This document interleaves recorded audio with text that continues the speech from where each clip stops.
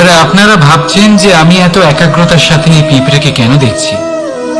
আপনাকে বলি যে আজ এই পিঁপড়েকে দেখে আমি মন্ত্রমুগ্ধ হয়ে গেছি। ওর রূপ বা ওর আকার দেখে নয়, এই পিঁপড়ের প্রচেষ্টা দেখে। আপনি জানেন, অজস্র পরিশ্রমের পরেই পিঁপড়ে তার নিজের একটা ছোট বাড়ি বানাতে পারে, যা অন্য প্রাণীদের জন্য অত্যন্ত সহজ ব্যাপার। তাই পিঁপড়ের জন্য তার জীবনের সবচেয়ে বড় ঘটনা, সবচেয়ে বড় সাফল্য তার। ভবিষ্যতে এই পিঁপড়ে থাকুক বা না থাকুক, তাদের বানানো বাড়ি বহু বছর অবধি টিকে থাকে। জীবনে সাফল্যের সাথেও ঠিক এমনটাই ঘটে। আপনি একদিনে সাফল্য লাভ করতে পারবেন না, কিন্তু যদি আপনি প্রতিদিন চেষ্টা করতে থাকেন, তবে একদিন আপনি অবশ্যই সাফল্য লাভ করবেন। মনে রাখবেন, ভাগ্যের দ্বার তাদের জন্য উন্মুক্ত হয় না যারা হার মেনে নেয়। ভাগ্য তার দ্বার তাদের জন্যই খোলে যারা বসে না থেকে প্রয়াস করে সেই দরজার কড়া নাড়াতে। তাই প্রয়াস করতে থাকুন। সাফল্য অবশ্যই একদিন না একদিন আপনার কাছে আসবেই। রাধা রাধা। এই তালাটা দেখতে পাচ্ছেন আপনি? এই তালাকে ভেঙেও খুলে দেওয়া যায়, আবার ভালোবেসেও খুলে দেওয়া যায়। অর্থাৎ এই তালাটা আপনি এই চাবির দ্বারাও খুলে দিতে পারেন, এই হাতুড়ি দিয়েও খুলে দিতে পারেন। কিন্তু এই খোলাতে তফাৎ আছে। যদি তালা খোলার জন্য আপনি সেটা ভেঙে ফেলেন, তাহলে তা পরের বার আর কাজে লাগবে না। কিন্তু যদি এটা আপনি চাবির দ্বারা খোলেন, তাহলে তা চিরকাল কাজে লাগবে। আমাদের জীবনে সম্পর্কগুলো কিছুটা এরকমই হয়। আমাদের জীবনের আনন্দরূপী ধন রক্ষা করে এই সম্পর্ক, কিন্তু ভালোবেসে। যদি ক্রোধের দ্বারা এই সম্পর্ক রক্ষা করা হয়, তাহলে পরে তা কোনো কাজে আসে না। তাই সম্পর্ক সবসময় প্রেমের চাবি দিয়ে খুলুন,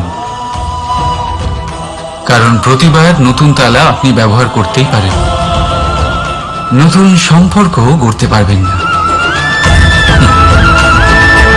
রাধা রাধা। জীবন কি? এই জীবন আমরা জন্ম নিই, বড় হয়ে উঠি, আমাদের মা বাবা আমাদের পালন করেন, তারপর তাদের অর্থ দিয়ে আমাদের বাল্যকাল কাটে। আমরা আরো বড় হই, বিবাহ বন্ধনে আবদ্ধ হই, আমাদেরও সন্তান হয়, আমরা তাদের পালন করি, তারপর আমরা বৃদ্ধ হই, আর একদিন এই সংসার ছেড়ে আমরা সকলে চলে যাই। এটাই কি জীবন?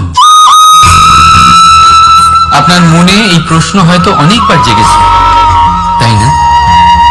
এবার একটু জলের যাত্রাপথ লক্ষ্য করুন। সাগর থেকে বাষ্প হয়ে ওঠে এই জল, মেঘ হয়ে ঝরে পড়ে সে, তারপর নদী হয়ে আবার সাগরে মিলিয়ে যায়। কিন্তু কখনো এই প্রশ্ন করে না যে তার জীবন কি, তার উদ্দেশ্য কি। প্রতিটা মুহূর্ত বাঁচে সে, আর অন্যদের যতখানি সম্ভব সাহায্য করে। যখন সাগরে থাকে, তখন অসংখ্য জীবকে জীবন দান করে। যখন সাগর থেকে বাষ্প হয়ে মেঘ হয়ে যায়, তখন চাষিদের মনে এই আশা জাগায় যে ফসল আবার ফলবে। যখন বর্ষা হয়ে ঝরে পড়ে, তখন এই শুকনো তৃষ্ণার্ত ধরিত্রীর তৃষ্ণা মেটায়। আর যখন নদীতে থাকে, তখন তার পাড়ে নানান গাছপালার জন্ম দেয়।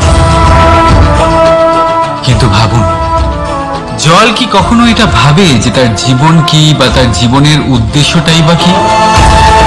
না, সে শুধু নিজের ধর্ম পালন করে যায়, আর যতটা সম্ভব সবাইকে আনন্দ প্রদান করতে থাকে। সেই জন্যই জীবনে কখনো এই প্রশ্ন করবেন না যে এই জীবন কি, এই জীবনের উদ্দেশ্য কি। শুধু এই জীবন বাঁচুন, আর যতটা সম্ভব সবাইকে আনন্দ প্রদান করুন। মন প্রসন্ন হয়ে বলবে রাধা রাধা। কখনো বৃষ্টির জন্য হওয়া কাদার মধ্যে দিয়ে আপনি নিজের বাড়ি ফিরেছেন?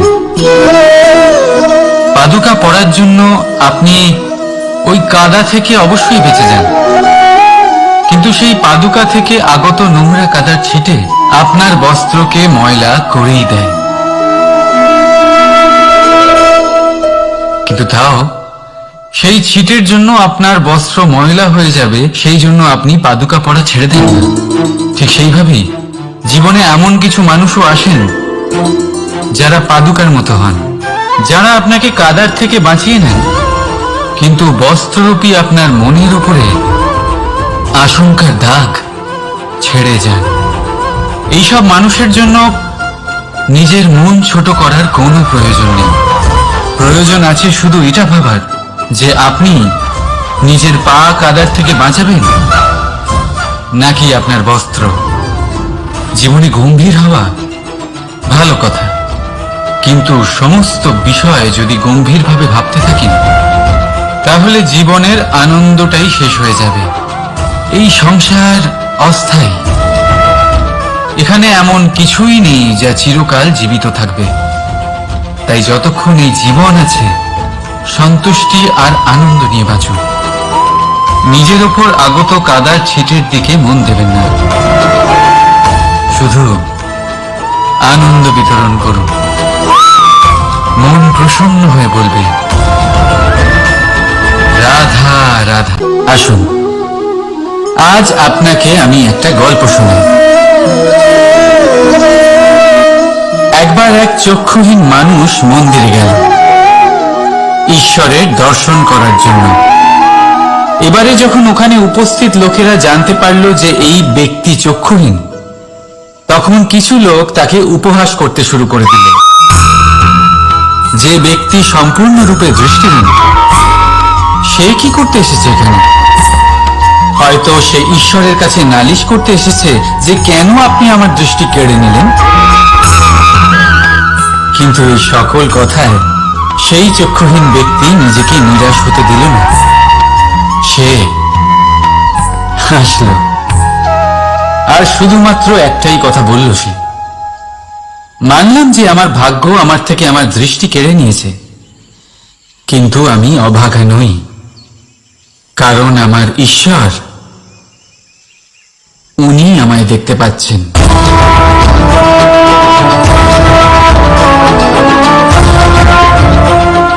তাই মনে রাখবেন, দৃষ্টি নয় দৃষ্টিভঙ্গি আবশ্যক। যদি আপনার দৃষ্টিভঙ্গি শুভ হয় তাহলে অশুভর মধ্যেও আপনি শুভ দেখতে পাবেন। আর মন প্রসন্ন হয়ে বলবে রাধা রাধা। পরীক্ষা এমন এক ব্যবস্থা যেখানে আমাকে, আপনাকে, সকলকে কখনো না কখনো অংশগ্রহণ করতেই হয়। মনে করুন নিজের বাল্যকাল, আপনি পরীক্ষা দিতে বসেছেন। তাদের মধ্যে কিছু বালক এমন হয় যারা সারা বছর পরিশ্রম করে, পড়াশোনা করে, মন দিয়ে পরীক্ষা দেয়।